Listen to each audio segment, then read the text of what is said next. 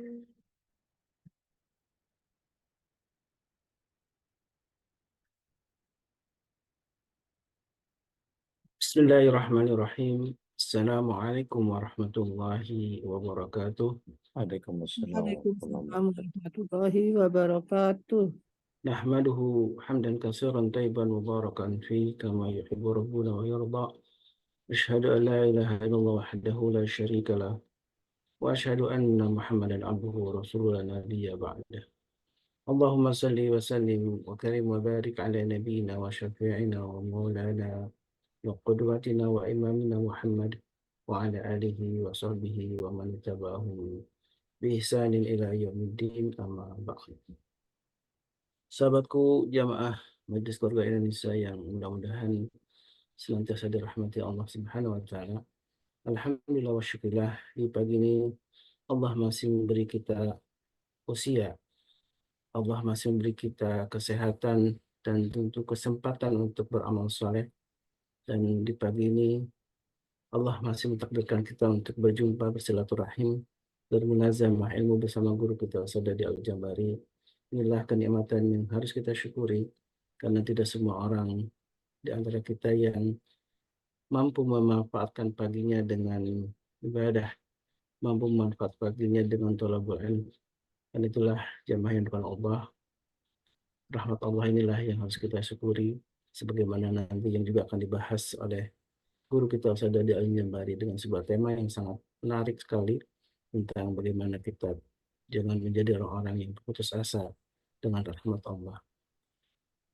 Dan itulah sebuah tema tentang jangan sampai para pendosa seperti kita ini lupa untuk terus berdoa kepada Allah untuk memohon ampunannya dan juga rahmatnya. Salawat dan salam tentu senantiasa kita curahkan kepada baginda Nabi kita alaihi salatu wassalam yang dengan qudwahnya, dengan teladannya, dengan pengajarannya, mudah-mudahan kita termasuk umatnya yang kelak akan mendapatkan syafaat dari beliau. Dan salawat dan salam juga kita curahkan kepada keluarga beliau, para sahabat dan juga kita umatnya yang di akhir zaman ini begitu banyak fitnah yang harus kita hadapi. Tentu dengan teladan dari Nabi kita lah yang menjadi sebuah pengajaran atau inspirasi untuk menghadapinya. Dan salah satu cara kita untuk menghadapi fitnah zaman yang banyak ini tentu amal soleh menjadi salah satu upaya kita untuk menutup berbagai macam dosa kita, karena amal soleh itu akan menghapus juga amal keburukan. Dan sedekah di pagi hari menjadi sebuah sunnah dari Nabi kita SAW. Karena itulah mari kita manfaatkan pagi yang mulia ini, yang berkah ini dengan keberkahan harta kita, salah satunya dengan bersedekah, dan insya Allah dengan amanah yang diberikan oleh jamaah semuanya kepada kami, akan kami manfaatkan untuk kegiatan dakwah, dan juga kita akan sisihkan sebagian untuk saudara kita di Gaza, juga beberapa para santri kita yang juga sedang belajar Al-Quran di rumah tahfidz Al-Kausar dan juga gereja Quran Tuan Guru Supan Pajar. Dan inilah juga menjadi upaya kita untuk menebar kebaikan eh, dengan cara kita berbagi harta. Dan Alhamdulillah saatnya kita untuk berbagi ilmu ya. Dan kita akan mendengarkan satu uh, tausiah, nasihat pengajaran dari guru kita, Saudari Al-Jambari, yang temanya sangat relevan sekali dengan kondisi kita. Karena di antara kita tentu tidak ada yang mengakui bebas dari dosa ya. Semuanya adalah para pendosa gitu ya.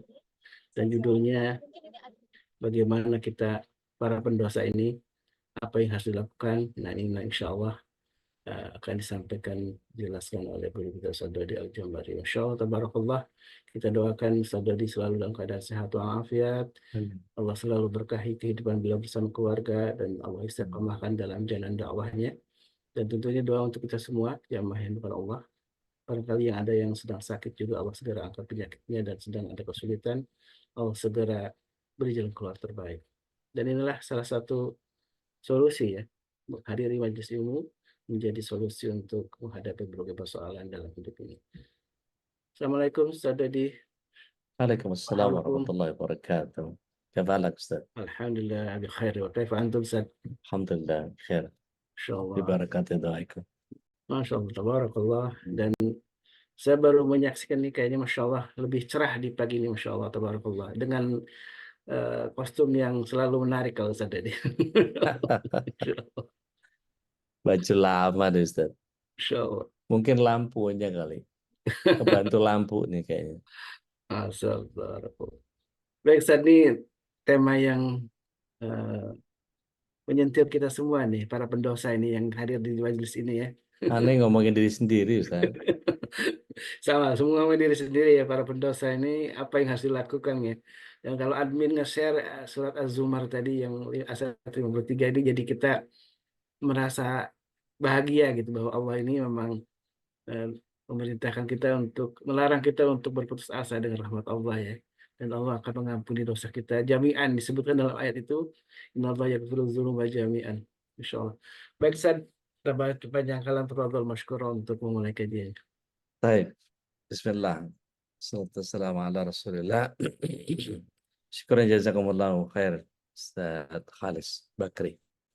Mata Allah syukuri hayatukum insyaallah. Amin, amin. Bapak Ibu yang dirahmati Allah SWT, Assalamualaikum warahmatullahi wabarakatuh.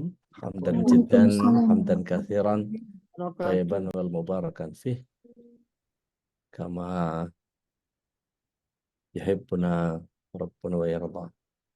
Asyhadu an la ilaha illallah wahdahu la syarika lah wa asyhadu anna Muhammadan abduhu wa rasuluhu la nabi wa rasul ba'da. Allahumma salli wa sallim wa barik ala nabiyyina Muhammadin wa ala alihi wa sahbihi wa mawala wa la hawla wa la quwata illa billah ma ba'd. Kebersyukuran adalah sebuah keniscayaan, dan salawat serta salam semoga senantiasa menjadi kemestian setiap kita. Terlebih ketika apapun yang kita kerjakan, Allah SWT iringkan dengan guguran dosa di setiap amal ibadah yang kita ikuti Rasulullah Sallallahu Alaihi Wasallam. Dan keberuntungan kita pada bagian pagi hari ini, insya Allah saya akan bahas tentang diri sendiri. Saya akan bicara tentang bagaimana para pendosa yang kemudian harus melakukan kalibrasi terhadap jalan yang Allah Maha Baik dan mencintai kebaikan. Tentu kita paham ya bahwa manusia itu dari bahasa Arab manisyan. Innal insana ma'al khata' wan nisyan. Jadi manusia tempat terlupa, dan lupa menyebabkan dia banyak bersalah. Umar bin Khattab radhiyallahu anhu menyampaikan bahwa banyak bicara, banyak salah bikin banyak dosa bikin kita masuk neraka. Di bagian yang lain Rasulullah SAW menyatakan, kullu bani Adam khata'un. Setiap anak manusia itu selalu berada dalam kesalahan. Wa khairu khata'un, dan yang terbaik dari orang yang bersalah at-tawwabun, dan yang melakukan pertobatan. Jadi kalau Anda terbiasa pakai kaos kaki, biasakan. Ada yang nggak biasa pakai manset, biasakan. Ada yang nggak biasa sholat sunnah, biasakan. Ada yang nggak biasa melakukan kebaikan, biasakan. Karena dengan mengikuti Rasulullah SAW, kita adalah orang yang senantiasa Allah SWT akan berikan rahmatnya dan ampunan yang dilimpahkan atas kita. Ini keberkahan yang kemudian diberikan kepada umatnya Rasulullah SAW, dan sebagian orang itu sebabnya kita diberikan umur yang pendek, cuma 60-70 tahun saja. Dan kita nggak tahu kita ngaji di MK ini sampai umur berapa gitu ya. Saya juga nggak melakukan pencatatan, atau MKI mungkin punya catatan dulu sekian banyak orang ngaji sama kita, tapi karena ada yang wafat, apa segala macam dan seterusnya, banyak yang meninggalkan kita lebih dulu dan seterusnya. Itu menjadi bagian yang setiap kita harus yakin bahwa kita ini adalah orang yang kemudian takdirkan untuk masuk surga karena keimanan kita. Dan rahmat Allah yang kita undang dengan berbagai macam amal-amal sunnah yang kita kerjakan, maka sudah menjadi kemestian setiap apa yang kita kerjakan adalah mendatangkan ampunan dosa. Baik. Setiap hamba pasti terjerumus dalam dosa. Bahkan ada yang mengerjakan dosa besar. Mungkin ada orang yang terjerumus ke dalam kelamnya zina, membunuh orang lain tanpa jalan yang benar, artinya bukan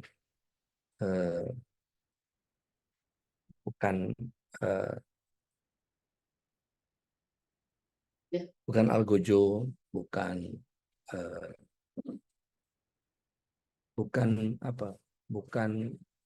pengkisos gitu ya, sehingga dia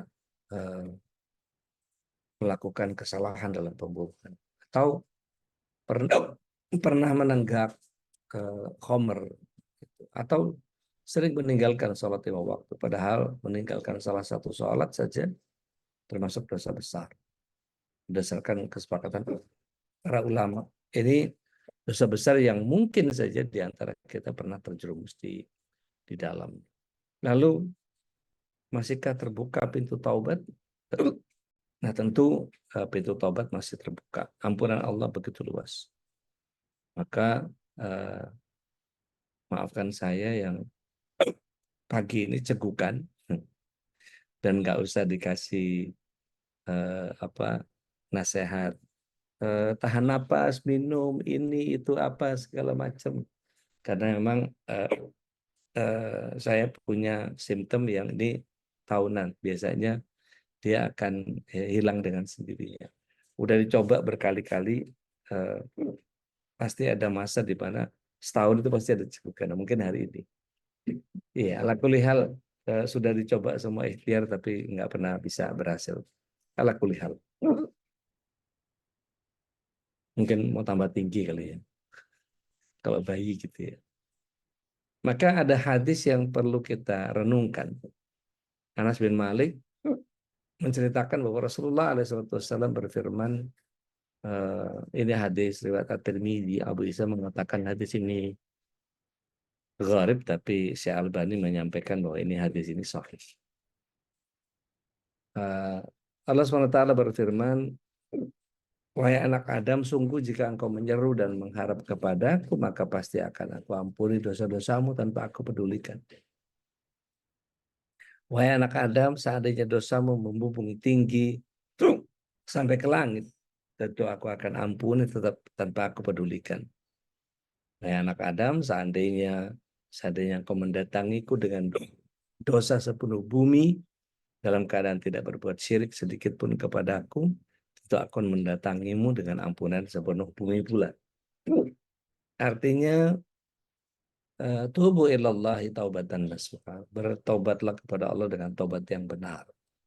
Artinya kalau kita perhatikan hadis tadi, ini menunjukkan bahwa Allah benar-benar Maha Pengampun. Setiap dosa-dosa baik yang kecil maupun yang besar, dosa syirik bahkan dosa kekufuran bisa diampuni seseorang jika dia bertobat sebelum datang kematian, walaupun dosanya sepenuh bumi.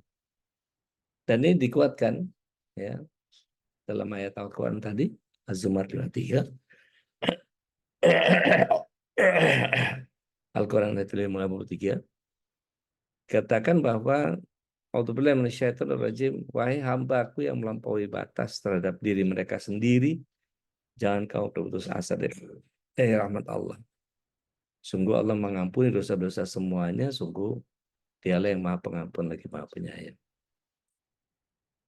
Ibnu Katsir menyatakan bahwa ayat yang mulia ini berisi seruan kepada setiap orang yang berbuat maksiat, baik itu kekafiran atau yang lain, untuk segera bertobat kepada Allah. Dan ayat ini mengabarkan bahwa Allah akan mengampuni seluruh dosa bagi siapa saja yang ingin melakukan pertobatan. Walaupun dosanya sangat banyak, bagai buih di lautan. Dan ayat ini menunjukkan bahwa Allah akan mengampuni setiap dosa, meskipun itu dosa kekufuran, kesyirikan, dosa besar seperti zina, membunuh, minuman keras, dan eh, seterusnya. Sebagaimana Ibnu Katsir menyatakan bahwa berbagai hadis menunjukkan bahwa Allah mengampuni setiap dosa, termasuk kesyirikan. Jika seorang sudah bertobat, maka wala ta'asu birrahillah. Jangan seseorang berputus asa dari rahmat Allah. Walaupun begitu banyak dosa yang dia lakukan, karena pintu tobat dan rahmat Allah begitu luas. Dan kehebatan Allah tabaraka wa taala, ada Al-Ghaffar, ada Al-Ghafur, ada At-Tawwab, ada Al-Afu. 4 nama ini sudah pernah kita bahas, dan ini bicara tentang pengampunan, penghapusan dosa, pengampunan, dan betapa luas ampunannya, dan Allah Maha menerima pertobatan. Dan ini di dalam hadis yang Abu Hurairah riwayatkan, ya, radhiyallahu anhu, Rasulullah SAW bersabda, ada seorang hamba yang berbuat dosa, lalu dia mengatakan, Allahumma firli dzambi, ya Allah ampuni dosaku. Maka Allah berfirman, hambaku telah berbuat dosa, dia tahu bahwa dia punya Rabb yang mengampuni dosa dan menghukumi setiap perbuatan dosa. Maka Allah ampuni dosanya. Kemudian hamba ini tersebut mengulangi lagi berbuat dosa. Lalu dia mengatakan, ya Rabbi ghfirli dzambi. Wahai Rabb, ampuni dosaku. Lalu Allah berfirman, hambaku telah berbuat dosa, lalu dia tahu bahwa dia punya Rabb yang mengampuni dosa dan menghukumi setiap perbuatan dosa. Maka Allah ampuni dosanya. Kemudian hamba ini mengulangi lagi perbuatan dosa. Dia mengatakan, ay Rabbi ighfirli dzambi. Ya Allah, ya Rabb, ampuni dosaku. Lalu Allah berfirman, hambaku telah berbuat dosa. Dia tahu bahwa dia punya Rabb yang mengampuni dosa dan menghukumi setiap perbuatan dosa. Beramallah sesukamu, sungguh engkau telah diampuni. Artinya, selama kita berakhir jatuhnya kita dengan bangun, ya, kesalahan-kesalahan yang kita lakukan, kemudian kita bangkit, ya, maka insya Allah Allah SWT Maha Pengampun. Dalam syarah Muslim Imam An-Nawawi menyatakan bahwa yang dimaksud dengan beramal sesukamu, selama engkau berbuat dosa lalu bertobat, maka Allah akan tetap mengampunimu. Beliau mengatakan bahwa seandainya seseorang berulang kali melakukan dosa sampai 100 kali, 1000 kali, atau lebih, lalu dia bertobat setiap kali dia berbuat dosa, maka pasti Allah akan terima tobatnya setiap kali dia bertobat. Dosanya akan gugur, dan seandainya dia bertobat dengan sekali tobat saja, setelah itu ya lakukan semua dosa tadi, maka tobatnya pun sah. Maka Allah ini begitu luas rahmat dan ampunannya terhadap hamba yang hina. Mari kita sama-sama lihat dalam surah At-Tahrim ayat yang ke-8. A'udzubillahi minasyaitonirrajim. Ya ayyuhalladzina amanu tubu ilallahi taubatan nasuha. Wahai orang-orang yang beriman, bertobatlah kepada Allah dengan tobat yang sebenar-benarnya tobat. Dijelaskan oleh Ibnu Katsir rahimahullah taala bahwa makna tobat yang tulus, tobat yang nasuha, sebagaimana kata para ulama, adalah dia harus hindari dosa itu, menyesali dosa itu, dia bertekad untuk tidak melakukannya lagi di masa datang. Lalu jika dosa ini berkaitan dengan hak sesama manusia, dia harus menyelesaikan atau mengembalikan. Imam Nawawi menambahkan kalau dia urusannya sama Allah tinggal istighfar, kalau urusan sama orang minta ridhonya. Kalau ada yang diambil dari orang itu maka kembalikan dan ganti dengan amal soleh. Maka syaratnya diterima taubat ini berdasarkan penjelasannya Ibnu Katsir tadi. Syarat taubat yang mesti dipenuhi oleh seseorang yang ingin bertobat dengan benar adalah tobatnya harus ikhlas, bukan karena makhluk atau untuk tujuan dunia. Menyesali dosa yang telah dilakukan dulu sehingga dia tidak ingin mengulangi kembali. Sebagaimana Malik bin Dinar radhiyallahu anhu menyatakan bahwa menangisi dosa-dosa itu akan menghapuskan dosa-dosa sebagaimana angin mengeringkan daun yang basah. Umar, Ali, dan Ibnu Mas'ud mengatakan bahwa taubat adalah dengan menyesal. Kemudian yang ketiga, tidak terus-menerus dalam berbuat dosa. Maksudnya kalau dia melakukan keharaman, maka dia tinggalkan. Ketika dia meninggalkan satu yang wajib, dia kembali menunaikan. Dan kalau berkaitan dengan hak manusia, maka dia segera tunaikan atau meminta maaf atau meminta ikhlas ridhonya. Dan yang keempat, bertekad untuk tidak mengulangi dosa tersebut di masa yang akan datang. Karena jika seseorang masih bertekad untuk mengulanginya, maka ini pertanda bahwa dia tidak benci kepada maksiat. Ini sebagai tafsiran sebagian ulama yang menafsirkan taubat adalah bertekad untuk tidak mengulanginya lagi.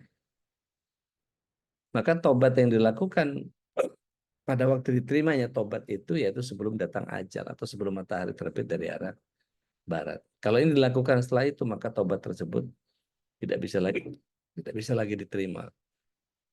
Maka ada doa yang bisa diamalkan adalah doa meminta ampunan yang Rasulullah SAW ajarkan kepada Abu Bakar As-Siddiq. Dari Abu Bakar As-Siddiq, beliau menyatakan bahwa Rasulullah SAW menyatakan suruh membaca doa ketika Abu Bakar As-Siddiq meminta diajarkan satu doa yang bisa dipanjatkan saat sholat, maka Rasulullah SAW menuntun Abu Bakar untuk membaca Allahumma inni dhalamtu nafsi dzulman katsiran wa la yaghfiru dzunuba illa anta faghfirli maghfiratan min 'indik warhamni innaka antal ghafurur rahim. Ya Rabb, sesungguhnya aku telah mendolimi diriku sendiri dengan kezaliman yang banyak, sedangkan tidak ada yang bisa mengampuni dosa-dosa kecuali Engkau. Maka ampunilah aku dengan satu pengampunan dari sisimu dan rahmatilah aku. Sungguh Engkau Maha Pengampun lagi Maha Penyayang. Kemudian diminta kita untuk melakukan sholat taubat. Ini sholat yang dianjurkan berdasarkan kesepakatan 4 mazhab. Berdasarkan apa? Berdasarkan hadis sahih diriwayatkan oleh Imam Tirmidzi, Abu Daud, Ibnu Majah juga meriwayatkan. Tidaklah seorang hamba melakukan dosa kemudian dia bersuci dengan baik, kemudian dia berdiri untuk melakukan sholat 2 rakaat, kemudian minta ampun kepada Allah, kecuali Allah akan mengampuninya. Kemudian beliau membaca ayat juga orang-orang yang apabila mengerjakan perbuatan keji atau mengenai diri sendiri, surat 3 ayat 135, ya, zakarallah fastaghfiru lidzunubihim. Mereka mengingat Allah lalu mohon ampun kepada Allah dari dosa-dosa mereka. Dan siapa lagi yang bisa mengampuni dosa selain daripada Allah? Dan mereka tidak menurunkan perbuatan kejinya itu sedangkan mereka mengetahui. Maka sholat taubat ini cukup dengan 2 rakaat, ya, cukup dalam hati tanpa perlu melafazkan niat. Maka ganti lingkungan. Imam Nawawi itu menyatakan begini. Kalau seseorang yang bertobat itu mengganti temannya dengan teman-teman yang baik, yang soleh, yang berilmu, ahli ibadah, warok, ya, dan orang-orang yang meneladani mereka tadi, adalah ia mengambil manfaat ketika bersahabat dengan mereka. Rasulullah SAW juga mengajarkan kepada kita agar bersahabat dengan orang yang bisa memberikan kebaikan dan menasihati kita.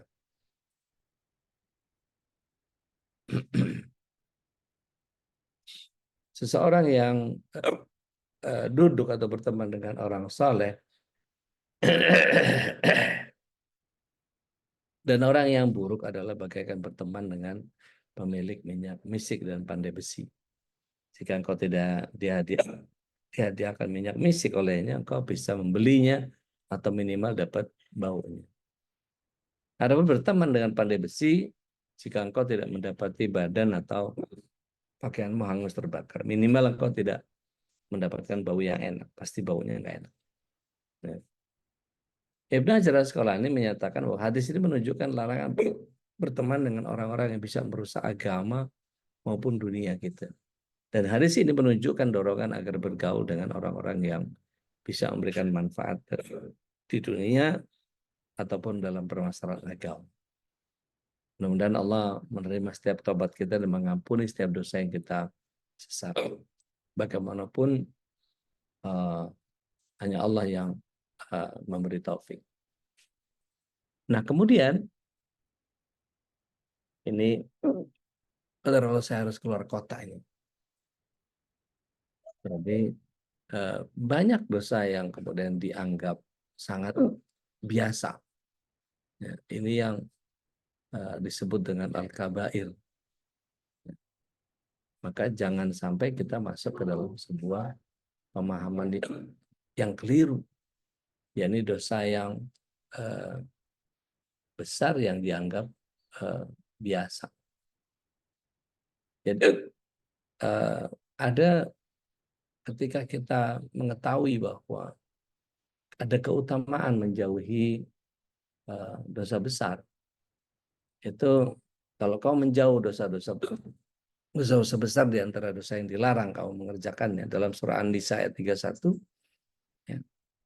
Jika kamu menjauhi dosa-dosa besar di antara dosa-dosa yang dilarang kamu mengerjakannya, pasti Allah akan hapus kesalahan-kesalahanmu, dosa-dosamu yang kecil, dan kami masukkan kamu ke tempat yang mulia.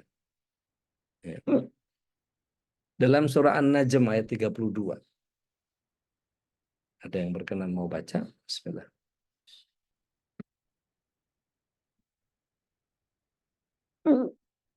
Surat 53.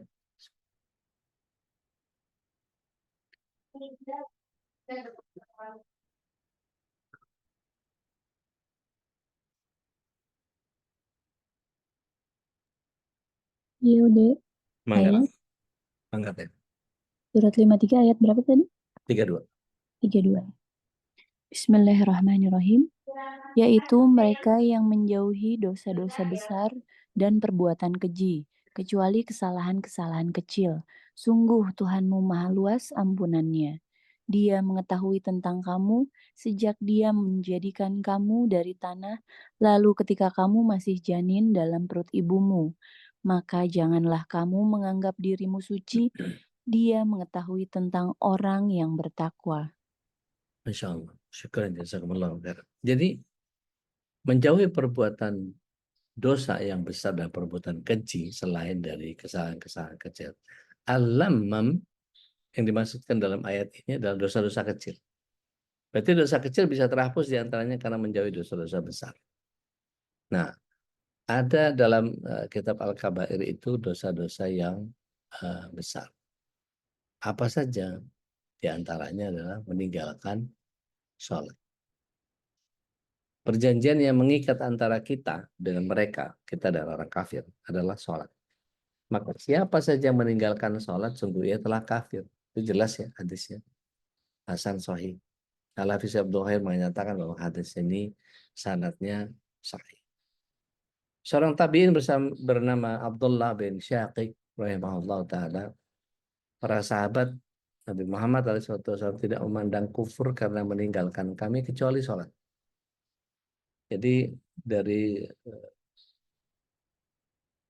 Hurairah radhiyallahu anhu ini menyatakan bahwa Rasulullah SAW menyatakan bahwa barang siapa meninggalkan sholat asar maka terhapus amalannya. ini bagian yang kemudian setiap kita diminta untuk memperbaiki seluruh apa yang kita seharusnya tinggalkan. Nah,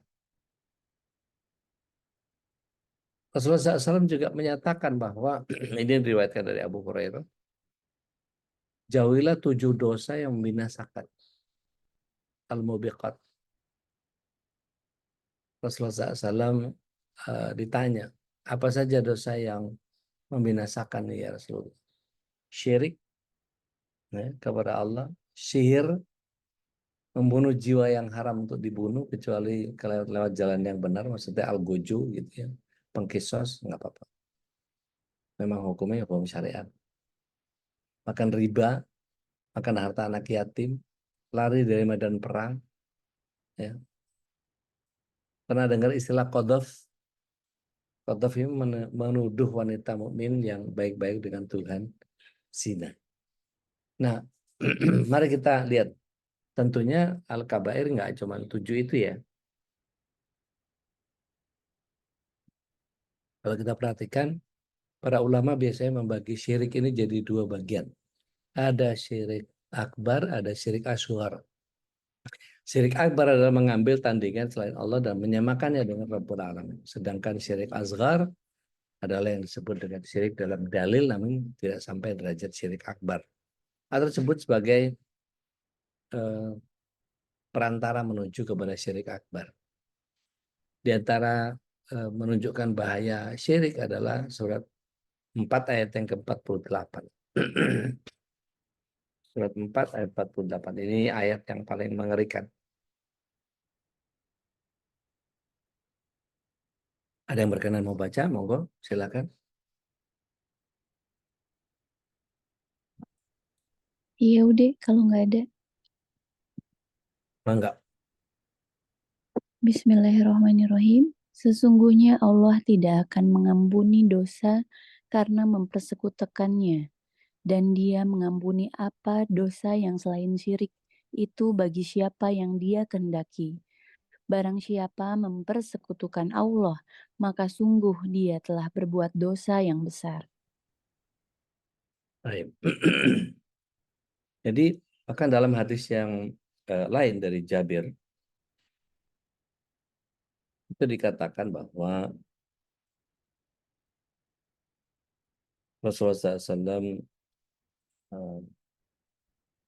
telah mewanti-wanti setiap kita dengan berbagai macam peringatan. Dari hadis Jabir misal, Rasulullah SAW menyatakan, man mata la yusyriku billah. Siapa yang mati dalam keadaan tidak berbuat syirik kepada Allah, ya, syai'a, dengan apapun, ya, dakhalal jannah, maka dia masuk ke surga. Maka dikatakan juga, man mata yusyriku billah, ya, syai'a, dakhal nar. Maka barang siapa mati dalam keadaan berbuat syirik, ya, kepada Allah dengan sesuatu apapun, maka dia pasti masuk neraka. Nah, kemudian begitu juga dengan sihir, begitu juga dengan riba, begitu juga dengan durhaka kepada orang tua, dan seterusnya. Ya, ala kulli hal, saya harus mohon izin kepada Bapak Ibu untuk saya geser ke kendaraan karena saya harus prepare menuju ke kendaraan. Izin 3 menit Ustadz, saya off, saya ganti device Ustadz.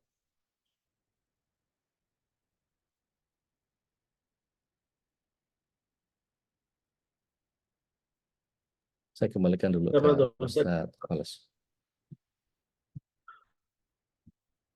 Alhamdulillah, sambil menunggu guru kita kembali join di kajian ini, kita doakan mudah-mudahan perjalanan beliau dalam keadaan selamat ya, diberkahi Allah Subhanahu wa taala. Baik jamaah Allah, sambil menunggu ada beberapa informasi penting yang harus kami sampaikan tentang kegiatan khitan masal yang insya Allah akan diselenggarakan di tanggal 14 September di hari Sabtu ya. Dan tempatnya sudah di-share oleh Budi Darmi ya di grup. silakan jamaah yang ingin hadir dan bersilaturahim dengan guru-guru kita ya.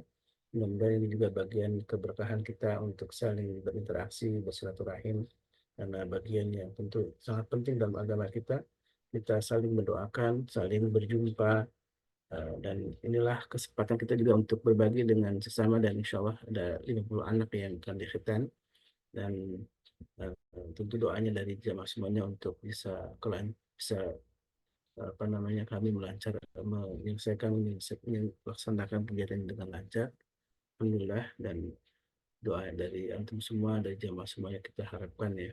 Tentu doa, selain doa juga kalau ada yang ingin berbagi silahkan untuk menghubungi Budi Darmi ya. Kita akan berbagi dengan para anak yang akan dikhitan. Kita bekerja sama dengan Kusita Quran yang Ustaz Karim.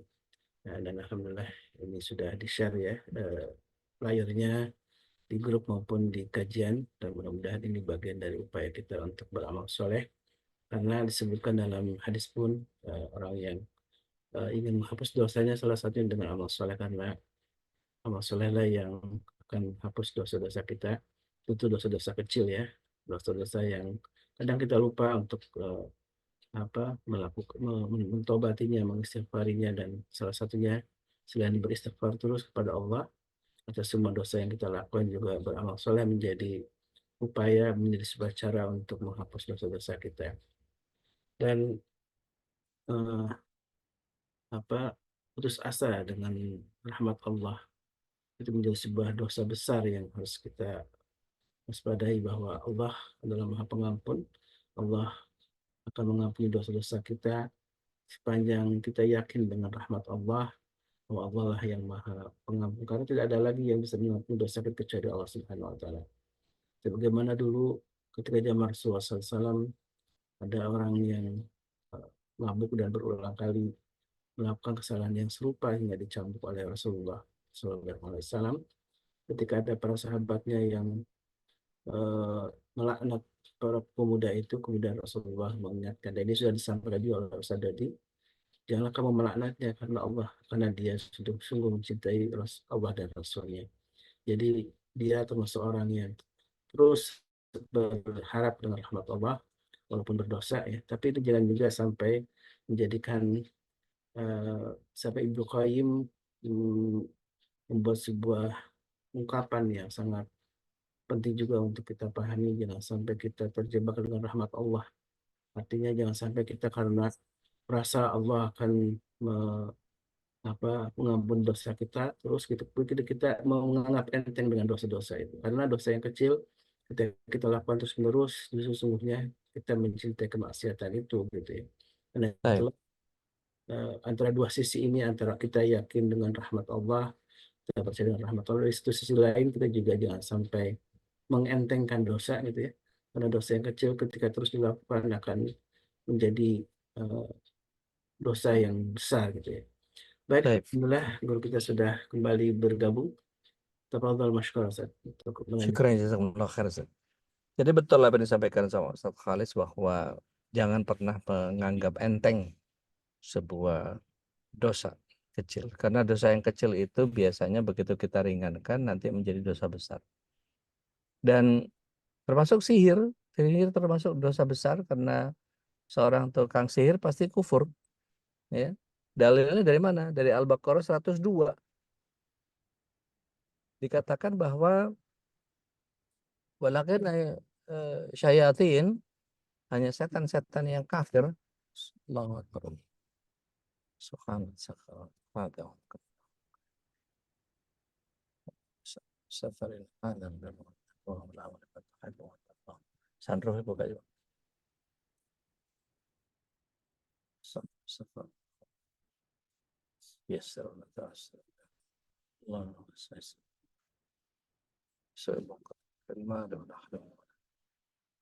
Kemudian bermuamalah dengan riba. Bermuamalah dengan riba itu dari Jabir radhiyallahu anhu dinyatakan bahwa Rasulullah SAW melaknat pemakan riba, para rentenir, orang-orang menyerahkan riba atau peminjam atau pencatat ribanya. Jadi kalau kita adalah orang yang bersepakat atas sesuatu dan kemudian ada ribanya di sana, Contoh misalnya, cicilan 0% dari sebuah kartu kredit. Itu kemudian ribanya di mana? Kan 0%, nggak ada tambahan. Begini, kita harus pahami bahwa eh, riba itu ada 3 syarat. Yang pertama ada tambahan, kemudian eh, ada perjanjian di awal, kemudian ada kezaliman sepihak. Kiri bang. Jadi ketika kita tahu bahwa Allah Tabaraka wa Ta'ala menghancurkan atau memerangi riba, ya, dan kemudian menyuburkan sodakoh, maka yang terjadi adalah kita tahu bahwa siapapun yang berurusan dengan riba itu, katakan tadi, kan nggak ada tambahan, 0%. Betul. Tapi perjanjian di awalnya ada nggak? Ketika terjadi keterlambatan, ada denda nggak? Nah, denda ini atau late fee, ini kemudian termasuk dalam catatan riba yang kita sepakati. Yang kita tanda tangan panjang soal itu. Ya. Teh Nadia yang bekas orang bank bisa kasih tahu ke kita tuh bagaimana transaksi yang sebenarnya. Gitu. Jadi kalau kepemilikan sifatnya fidusia, nah itu gimana tuh? Kalau ada late fee seperti apa dan seterusnya gitu ya. Ada juga kaidah ulama yang piutangnya kita kedankin ya bang, mereka Bekasi. Ngedrop. Ya. Setiap utang itu ditarik manfaat di dalamnya maka itu adalah riba. Imam Hanafi pernah dia memberikan pinjaman kepada seseorang. Kemudian ketika waktu menagihnya kondisinya sangat panas, terik. Maka yang terjadi ketika itu beberapa kawan daripada Imam Abu Hanifah meneduhkan dirinya di bayangan rumahnya si penghutang ini. Imam Abu Hanifah rela berpanas-panas terkena matahari ketika diajak oleh beberapa kawan untuk kemudian meneduh.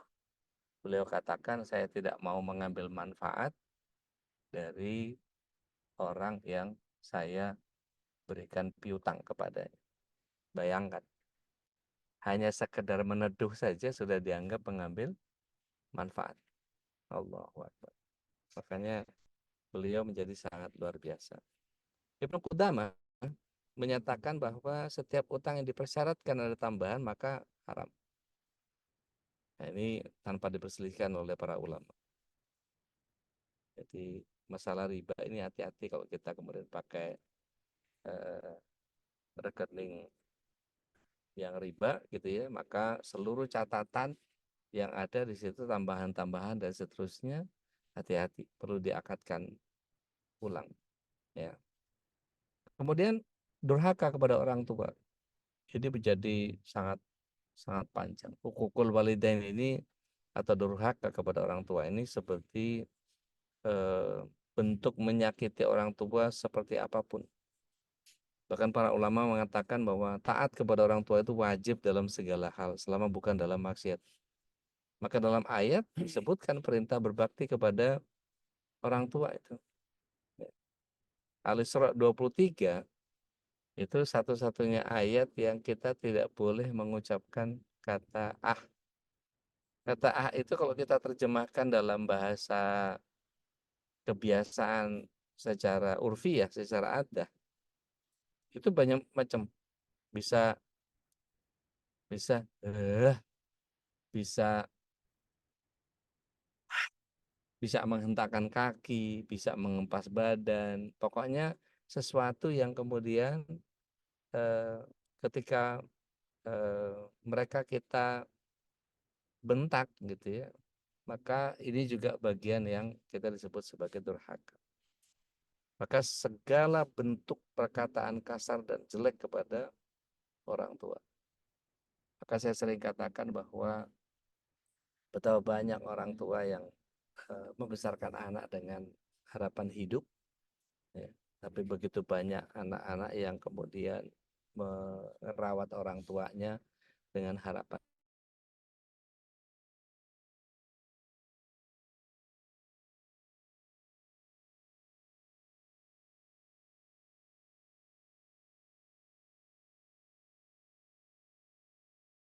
segerakan balasannya bagi pelakunya di dunia ini, ya, berikut dosa yang disimpan yang untuk di akhirat daripada perbuatan melampaui batas, kezaliman dan memutus silaturahim dengan orang tua. Ini bagian yang kemudian kerabat juga termasuk. Bahkan Al-Hafiz Abu Thahir menyatakan hadis ini sahih. Nah, Bapak Ibu yang dirahmati Allah SWT, dari sini saja kita bisa memahami bahwa betapa Allah Tabaraka wa Ta'ala tidak menginginkan kita masuk ke dalam bagian yang kita sebut sebagai setiap dosa yang diancam neraka, terkena laknat, dimurkai atau dikenai siksa. Maka kadang-kadang begini, ada dosa yang Allah SWT sudah siapkan siksanya di neraka. Ada orang yang kemudian punya dosa lebih parah. Artinya ketika azab nerakanya saja bisa disegerakan oleh Allah SWT karena untuk menyadarkan seseorang. Ibaratnya gini deh, kalau ada mandor, ya, mau ngingetin mau ngingetin tukangnya yang ada di bawah, sedangkan dia ada di lantai 7 di atas, ya. Si tukangnya lagi potong keramik dengan gerinda dengan suara yang kencang gitu. Tet. Sementara dipanggil dari atas nggak denger. Maka kemudian dipancinglah dengan uang 50.000, ya, dilempar gitu, dikepel-kepel terus dilempar. Begitu yang lihat ada 50.000-an nih, gitu. Dia nggak lihat ke atas, tapi dia ambil, dia kantongin, terusin motong lagi. Akhirnya si mandor ini ambil batu, timpuk, peletuk. Baru dia ngelihat ke atas, baru mandornya panggil. Baru dia berhenti, baru ke atas. Jadi kadang-kadang seseorang itu harus diingatkan dengan musibah ketimbang diberikan nikmat. Perhatikan, kita harus belajar sama kucing. Kucing itu kalau kemudian kita kasih makanan dengan kita lempar, yang dia lihat pertama kali kitanya, bukan makanannya. Lihat orangnya dulu, baru lihat makanan. Lihat orang dulu, baru lihat makanan. Itu sambil dicium, sambil ngeliat kita tuh. Begitu digigit, dia kabur, masih sempat nengok-nengok ke kita. Gitu ya. Aman nggak nih? Gitu. Itu kalau kucing ini ya, kalau kucing liar ya maksudnya, bukan kucing peliharaan kita. Kalau kucing peliharaan kita biasanya nyamperin terus makan langsung dari tangan kita. Nah, keutamaan menjauhi dosa besar ini disebutkan di dalam surah An-Nisa ayat yang ke-31 tadi. Ya. Jika kamu jauhi dosa-dosa besar di antara dosa-dosa yang dilarang kamu mengerjakannya, pasti Allah akan hapus kesalahan dosa-dosa kecilnya tadi, al-lamam tadi. Dan kami masukkan kamu ke tempat yang mulia, yakni surga. Maka kalau di dalam surah An-Najm tadi yang dibaca sama Tena di ayat 32-nya, ya, ini bagian yang kemudian kita paham bahwa ada begitu banyak persoalan yang kemudian ketika kita masuk ke dalam sebuah pemahaman yang benar, kita harus paham juga bahwa ada siksaan bagi para pendosa. Jadi banyak orang yang bersandar kepada rahmat Allah tapi lalai akan siksa yang pedih bagi para pendosa. Tujuannya apa? Untuk kita ingat bahwa mengabaikan perintah Allah dan akibat yang di akhirat nanti mengerikan. Bapak Ibu kalau punya kitab Ad-Da' wa Dawa, Ya. Ibnu Qayyim al-Jauzi di sana di halaman 41 sampai 43 itu dikatakan bahwa banyak orang yang bodoh bersandar kepada rahmat, ampunan, dan kemurahan Allah sehingga mengabaikan perintah dan larangan. Mereka lalai terhadap siksa Allah yang amat pedih dan bahkan siksanya bagi orang-orang yang berbuat dosa tidak bisa menolak. Orang yang bersandar pada ampunan Allah tapi terus-menerus berbuat dosa seperti halnya pembangkang. Maka Syekh Ma'ruf menyatakan harapanmu terhadap rahmat zat yang tidak kau patuhi ini merupakan kebodohan dan kehinaan. Dan siapa saja di antara kalian yang terpotong tangannya di dunia karena mencuri 3 dirham, janganlah pernah merasa aman. Sebab dengan hukumannya saja di akhirat nanti akan benar-benar akan lebih dari perbuatan tersebut. Seseorang melayani Al-Hasan, kami melihatmu sering menangis. Dia menyatakan, aku takut Allah melemparkan aku ke dalam neraka. Sedangkan Allah nggak peduli. Dia juga menyatakan bahwa sungguh ada kaum yang dilalaikan oleh angan-angan akan ampunan Allah sehingga mereka meninggal dunia tanpa bertobat. Maka hal ini sebabkan aku banyak bersangka atau berprasangka baik kepada Robku, dan ini merupakan pernyataan dusta. Sekiranya orang itu benar-benar berprasangka kepada Allah dengan baik, maka dia pasti akan memperbaiki amalnya. Ketika seseorang bertanya kepada Al-Hasan, wahai Abu Sa'id, yang harus kami perbuat saat berkumpul dengan satu kaum yang menakut-nakuti kami sampai kami hampir terbang. Maka dia menyatakan, demi Allah, sesungguhnya berteman dengan satu kaum yang menakut-nakutimu sampai engkau menemukan rasa aman itu jauh lebih baik daripada kau berteman dengan sekelompok orang yang membuatmu merasa aman, tapi pada akhirnya kamu akan dikejar-kejar oleh perkara yang menakutkan. Usama bin Zaid juga pernah menyampaikan bahwa dia pernah mendengar Rasulullah SAW bersabda, seorang pria didatangkan pada hari kiamat lalu dilemparkan ke neraka, isi perutnya terburai dan dia berputar-putar di neraka seperti keledai yang berkeliling pada batu penggiling gandum. Lalu dia dikerumuni oleh penghuni neraka. Mereka berkata, wahai Fulan, apa yang menimpamu? Bukankah kamu dahulu menyuruh kami berbuat baik dan mencegah kami dari perbuatan keji? Sesungguhnya aku dulu menyuruh kalian berbuat baik, tapi aku tidak melakukannya. Aku juga mencegah kalian dari berbuat keji, tapi aku melakukannya. Persis seperti yang Ustaz Yusuf Mansur pesankan kepada saya. Saya sebagai salah satu mustami'nya beliau sudah pernah mencegah saya untuk ikuti beliau dimanapun pengajiannya. Karena saya selalu kejar-kejar beliau di tahun 2006 sampai 2008 itu. Sampai semotor berdua lah sama beliau. Kemanapun saya selalu dampingi beliau dengan kebutuhannya. Beliau sampaikan satu kali, Jambari, jangan sampai antum ngajarin orang masuk surga tapi antum yang masuk neraka. Itu yang beliau pesankan ke saya. Dan Imam Ahmad meriwayatkan dari hadis Abu Rafi bahwa dia berkata bahwa Rasulullah SAW pernah melewati kuburan Al-Baqi, kemudian beliau berkata, cis. Ya, aku mengira ucapan itu ditujukan kepadaku, tapi beliau berkata, bukan kamu yang aku maksud, tapi penghuni kubur itu. Aku mengutusnya untuk mengambil zakat dari keluarga Fulan, tapi dia mengambil sebuah pakaian darinya. Sedangkan dia kenakan pakaian yang serupa dari api neraka.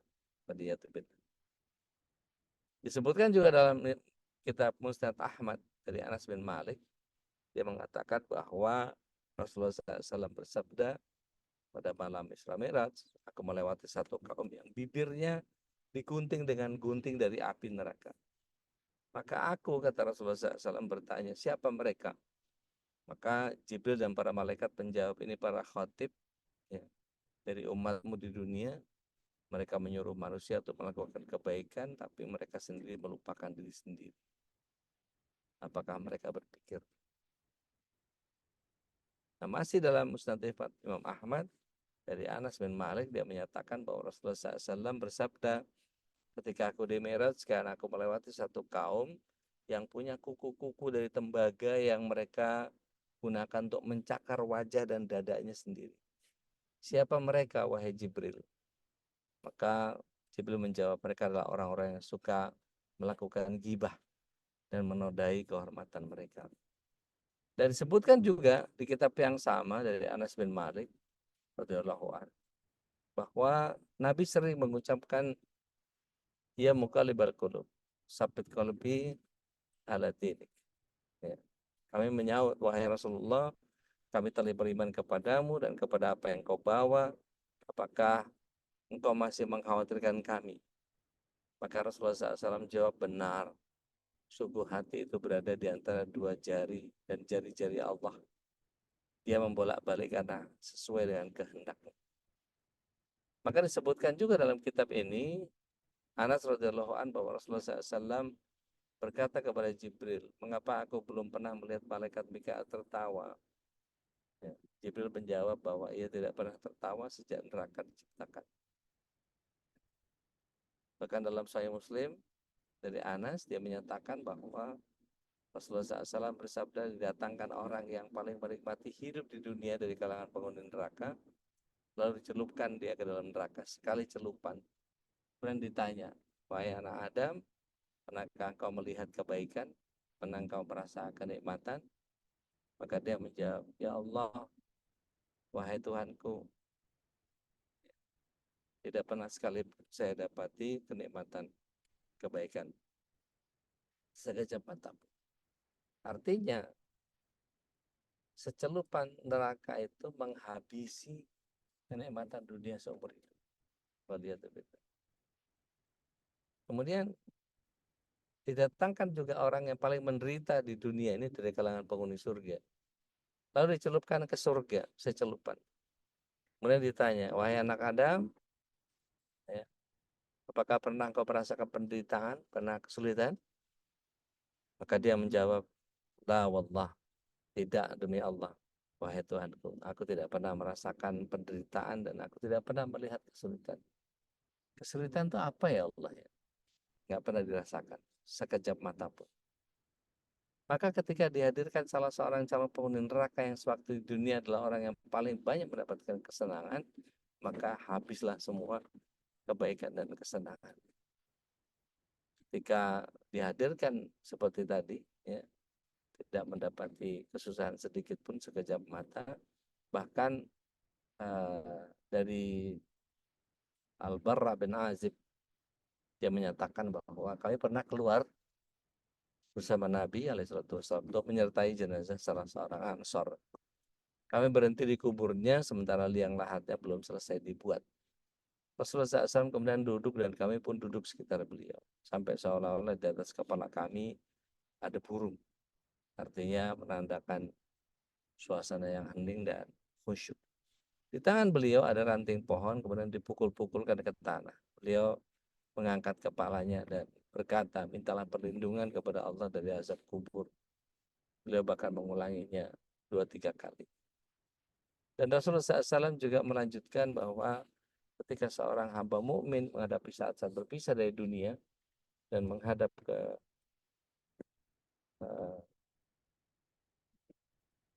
seperti matahari begitu ya, menghadap ke akhirat, turunlah kepada mereka malaikat yang berbaju putih dari langit.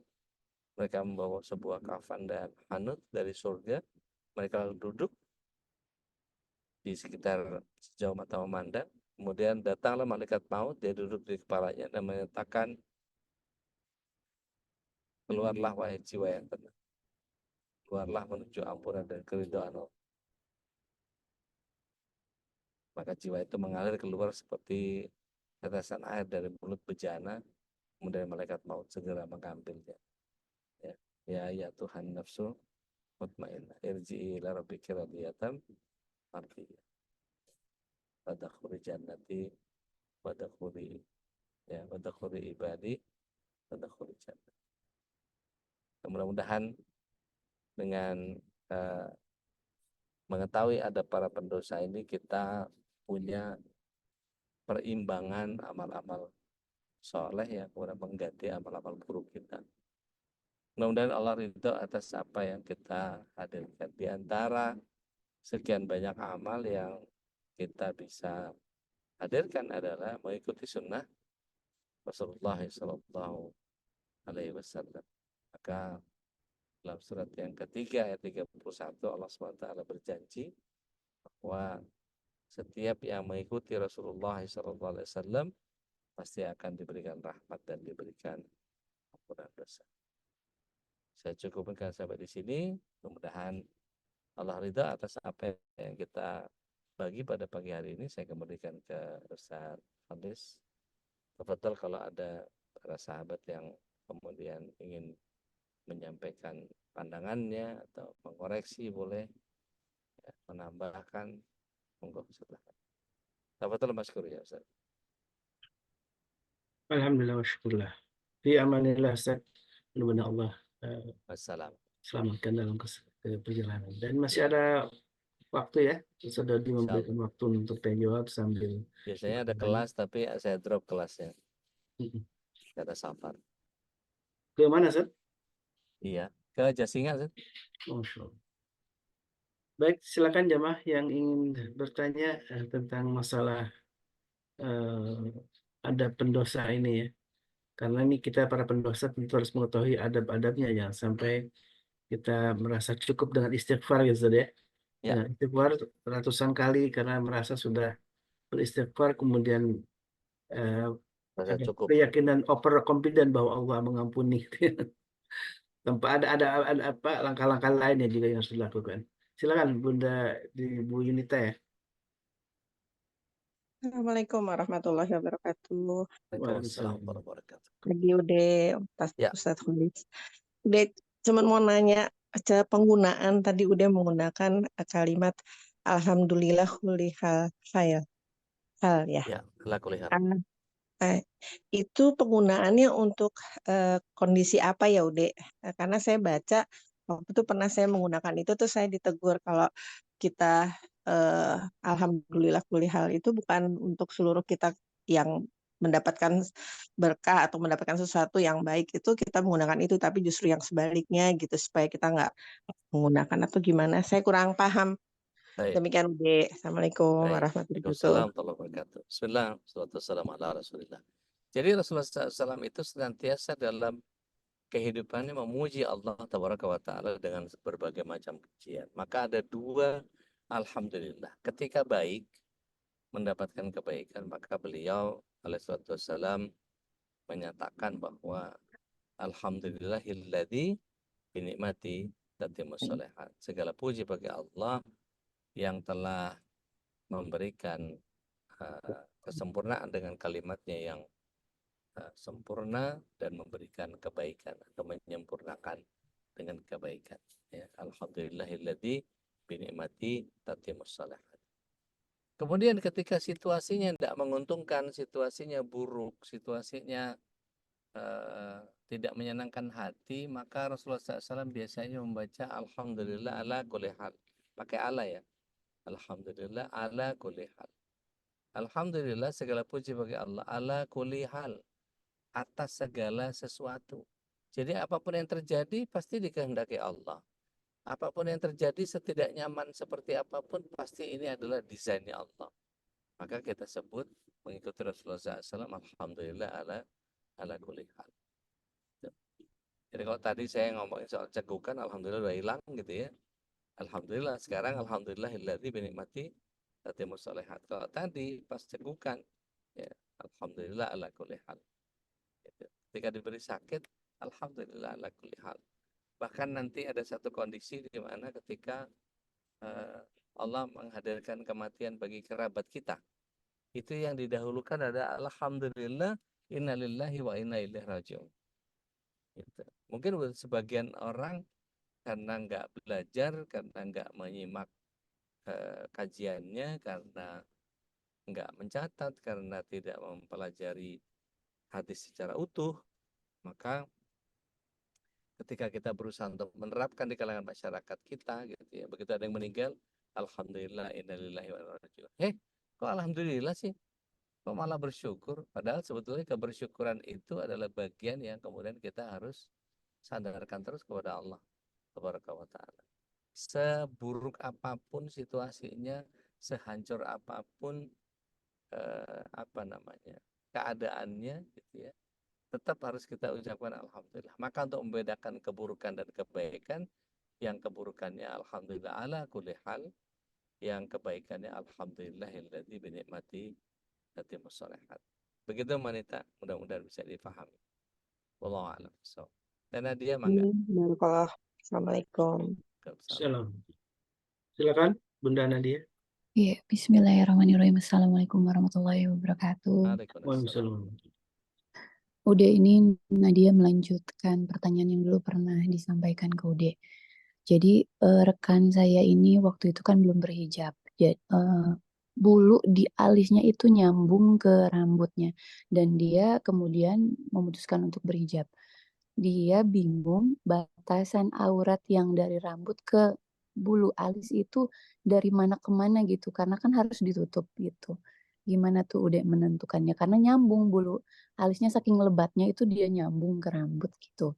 Terus yang kedua, izin menanggapi yang tadi tentang perbankan ya Bude ya. Ya. Sejujurnya Nadia dulu meninggalkan perbankan meskipun itu syariah karena salah satunya adalah pendek aja dari biaya administrasi masalah pembiayaan di perbankan syariah. Itu kan riskan tentang riba.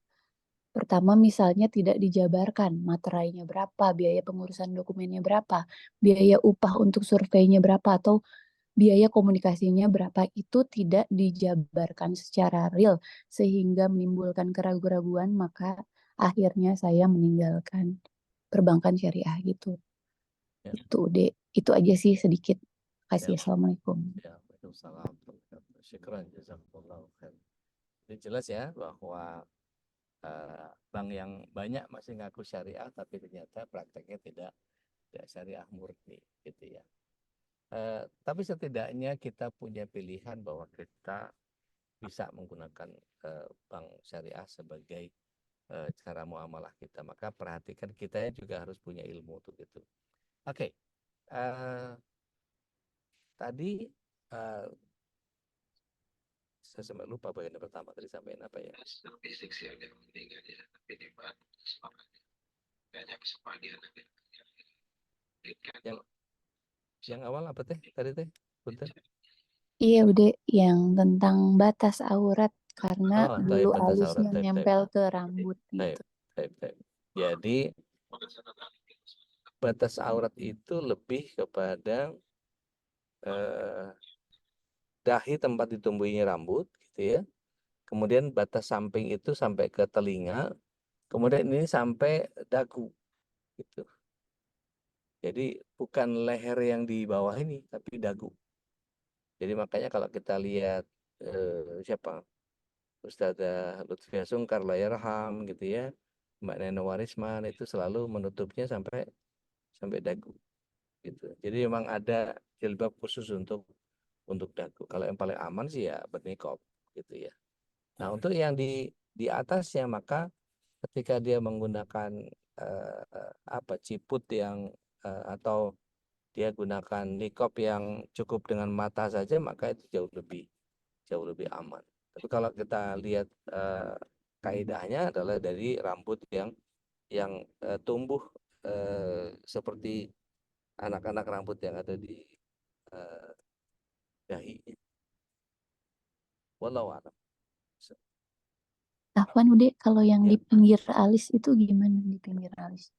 Ke arah rambut gitu. Sini. Alis pinggir ya yang pinggir. Nah Iya. ya. Iya, Itu kan itu merembet katanya. anak rambut ya, anak rambut nggak apa-apa. Oh nggak Karena apa-apa itu ya. bagian dari wajah, bukan bagian dari kepala. Iya kan katanya takut dosa jadi dia nanya gitu. Iya. Iya. Kalau mau hati-hati maka tadi pakai nikop yang cuma segaris mata. Kita kalau ke mana ya? Afghanistan lah yang masih pakai burqa yang penuh itu malah nggak kelihatan matanya karena ketutup sama kayak kain apa tuh, apa kain strimin ya, apa namanya, kain yang kelihatan dari dalam tapi dari luar nggak kelihatan, kayak strimin begitu, ada ada ada apa namanya ya, saya nggak tahu tuh. Kayak see-through gitu, mungkin saya nggak tahu bahannya, mungkin seperti Suaranya tambah mengecil, Ustaz. afwan. Udah kedengeran?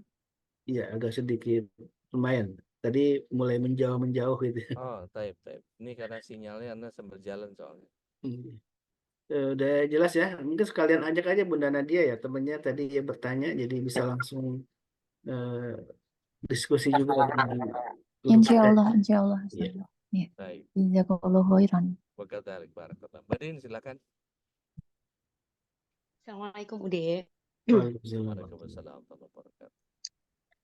Ude, kan ini tentang bahas tentang pendosa ya. Banyak istilah kayak suka tobat tapi kumat gitu Ude. Gitu. Ya. Kadang orang tobat ya diulang lagi, tobat ya diulang lagi. Entah itu Ya. kesalahan dalam bentuk apapun, sekecil apapun seperti yang Ude tadi sampaikan gitu.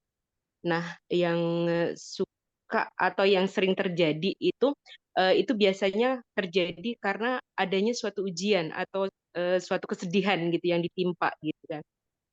Saya tergelitik waktu semalam itu baca statusnya Coach Ruli gitu tentang surat An-Najm kalau nggak salah.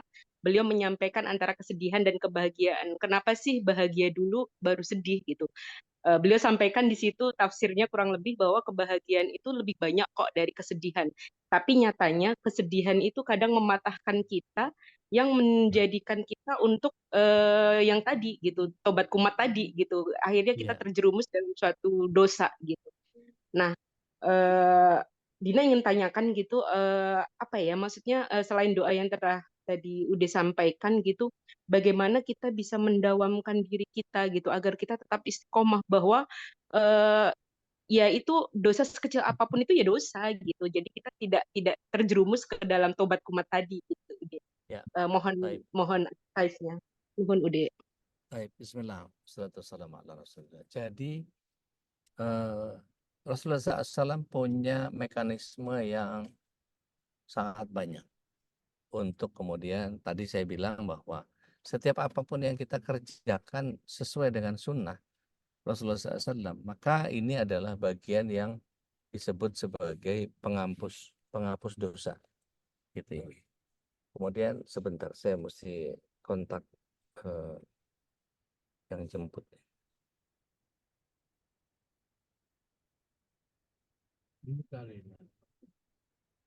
Oh iya benar. Kasih tahu Anda masih siaran sebentar.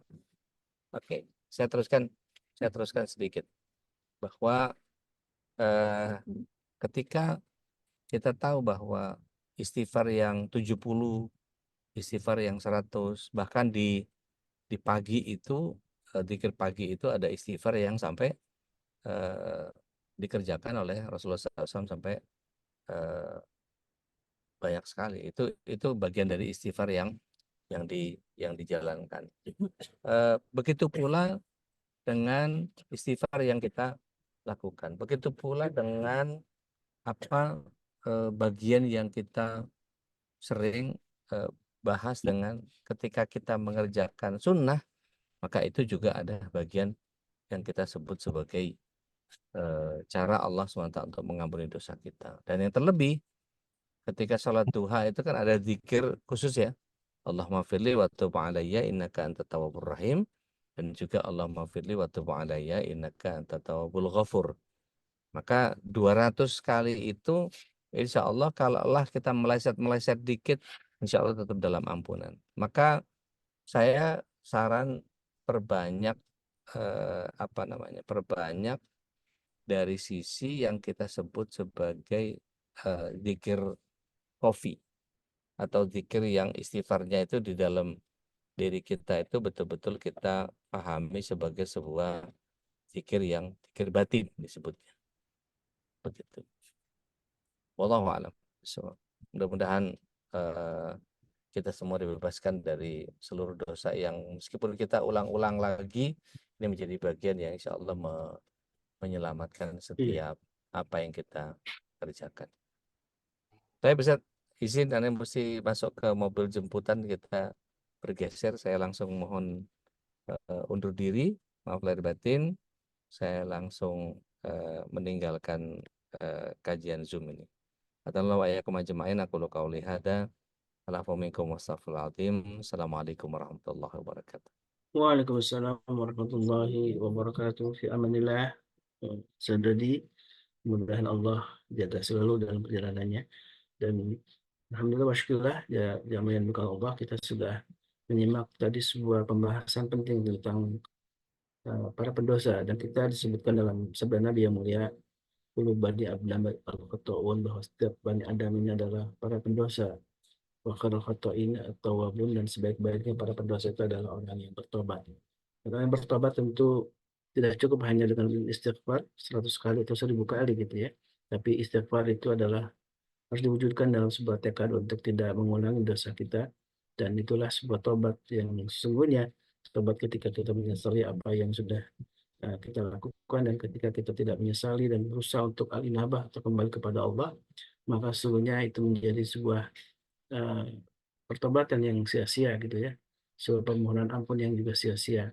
Tentu memohon rahmat Allah dengan percaya yakin bahwa Allah begitu rahmat, luas rahmatnya, harus diiringi juga dengan sebuah keyakinan, sebuah tekad bahwa tidak mengulangi apa yang sudah dilakukan, dan terus memohon kepada Allah untuk selalu mendapatkan taufik dan hidayahnya. Amin Allahumma amin. Sahabatku yang bukan Allah, sebelum ditutup, tentu kami senantiasa menginformasikan kembali kegiatan khitan masal ya, insya Allah yang akan diselenggarakan di hari Sabtu ini, tanggal 14 September. Mohon doanya dan juga dukungan dari semua jamaah, dan mohon doanya juga dari jamaah semuanya, karena guru kita Tuan Guru Span Padahal sedang sakit ya, lagi batuk gitu ya, dan mohon doanya mudah-mudahan Allah segera sembuhkan beliau dan segera memberikan kesembuhan yang sempurna. Allahumma. Dan doa ini juga untuk semuanya, barangkali ada jamaah yang sudah sedang sakit, sedang kurang sehat, Allah segera angkat penyakitnya, dan juga yang sedang ada kesulitan, Allah segera beri jalan keluar terbaiknya. Amin Allahumma. Mari kita doakan sesama, saling mendoakan untuk guru kita juga untuk kita semua. Dan alhamdulillah, mungkin sebelum tutup ada yang disampaikan Bunda Darmi tentang kegiatan khitan ini, silakan. Iya, terima kasih Ustaz. Bismillahirrahmanirrahim. Assalamualaikum warahmatullahi wabarakatuh. Waalaikumsalam warahmatullahi Jamaah wabarakatuh. Sabtu besok 2 hari ke depan kita akan melaksanakan program rutin MKI Khitanan Masal. Insya Allah akan dilaksanakan di Sekolah Alam Anaba di daerah Daramaga. Kami mengundang, kami menghimbau, kami mengajak untuk jamaah sekalian untuk mendukung, mensupport kami datang ke lokasi besok Sabtu biar kita sekalian bersilaturahmi sesama jamaah MKI. Dan kami ucapkan terima kasih pada jamaah yang sudah mendonasikan infaknya, sudah menginfakkan infak terbaiknya untuk kegiatan tersebut. Demikian Ustaz Holi. Assalamualaikum warahmatullahi wabarakatuh. Waalaikumsalam warahmatullahi wabarakatuh. Dan kalau ingin membawa makan boleh juga ya Bunda Darmi ya. Boleh. Saya juga nanti mau bawa cerita itu Ustaz Holi. Kalau Bunda Darmi pasti ini ya, tahunya yang luar biasa enaknya, Masya Allah ya. Selalu membawa untuk kita semua. Dan silakan jamaah yang ingin juga membawa masakannya sendiri, Masya Allah, mudah-mudahan menjadi sebuah keberkahan untuk kita semua ya. Amin Allahumma amin. Baik jamaah Allah, mari kita tutup majlis ini dengan doa kafatul majlis. Subhanakallahumma wa bihamdika, asyhadu an la ilaha illa anta, astaghfiruka wa atubu ilaik. Assalamualaikum hadana wa iyyakum. Assalamualaikum warahmatullahi wabarakatuh. Waalaikumsalam warahmatullahi wabarakatuh.